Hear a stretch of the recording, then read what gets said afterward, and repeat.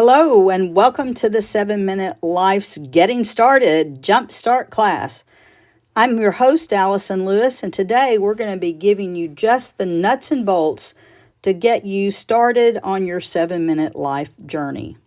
The very first thing we want to share is why 7 minutes. Let me break that down.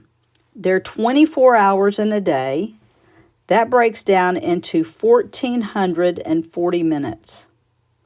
We're going to encourage you to leverage 1% of your time, which is 14 minutes, 7 minutes in the morning and 7 minutes in the evening to learn how to think, clarify, plan, prioritize, and choose how you will spend the remaining 99% of your time.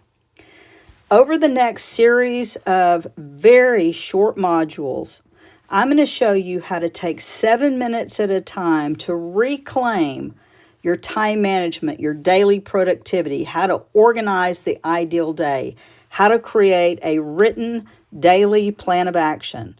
We're going to teach you about a morning routine and an evening routine, and you'll be able to begin to utilize these tools within just the next few minutes. But that's why 7 minutes.